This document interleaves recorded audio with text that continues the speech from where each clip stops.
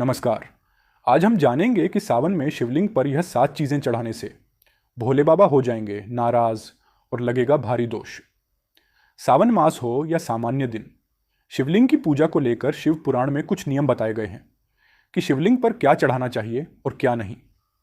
शिवलिंग की पूजा करते समय कुछ वस्तुएं ऐसी होती हैं जिन्हें भूलकर भी शिवलिंग पर अर्पित नहीं करना चाहिए।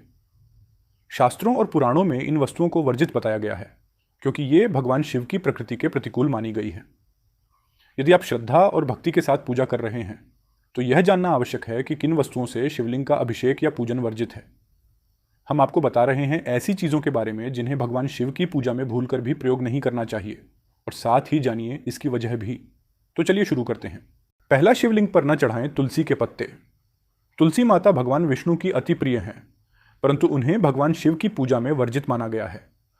इसके पीछे पौराणिक मान्यता है कि एक बार तुलसी ने भगवान शिव का अपमान किया था, जिससे वे क्रोधित हो गए और तुलसी को अपने पूजन से निषिद्ध कर दिया। इसलिए शिवलिंग पर तुलसी पत्र अर्पित करना अशुभ माना जाता है और इससे पूजन का पुण्य घट सकता है। दूसरा, शिवलिंग पर न चढ़ाएं। हल्दी विवाह सौंदर्य और स्त्रीत्व की प्रतीक मानी जाती है। ये मुख्यतः देवी लक्ष्मी और सौंदर्य व सौभाग्य की आराधना में प्रयुक्त होती है। भगवान शिव एक तपस्वी, वैराग्यधारी और अघोरी साधक हैं। वे सांसारिक सौंदर्य से परे हैं, अतः हल्दी जैसे सौभाग्य सूचक पदार्थ शिवलिंग पर चढ़ाना वर्जित है। तीसरा, शिवलिंग पर न चढ़ाएं। केतकी का फूल शिव पुराण के अनुसार केतकी पुष्प ने ब्रह्मा जी के झूठ को छिपाने में मदद की थी, जिससे भगवान शिव क्रोधित हुए और केवड़े के फूल को अपनी पूजा से वर्जित कर दिया। यही कारण है कि केवड़ा फूल या उसका जल शिवलिंग पर अर्पित करना पाप माना जाता है। इससे पूजा निष्फल हो सकती है। चौथा, शिवलिंग पर न चढ़ाएं टूटा, सूखा या मुरझाया बेलपत्र भगवान शिव को अत्यंत प्रिय है, विशेषतः त्रिपत्र। परंतु यदि बेलपत्र टूटा हुआ, मुरझाया या सूखा हो तो उसे अर्पित करना अशुभ माना जाता है।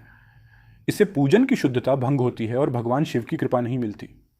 पूजा में केवल ताजे, हरे और त्रिदल बेलपत्र ही उपयोग में लाएं। टूटा हुआ बेलपत्र भगवान शिव को अपूर्ण अर्पण माना जाता है। यह शिवलिंग पर अधूरी भक्ति और अशुद्ध मानसिकता का प्रतीक बन जाता है।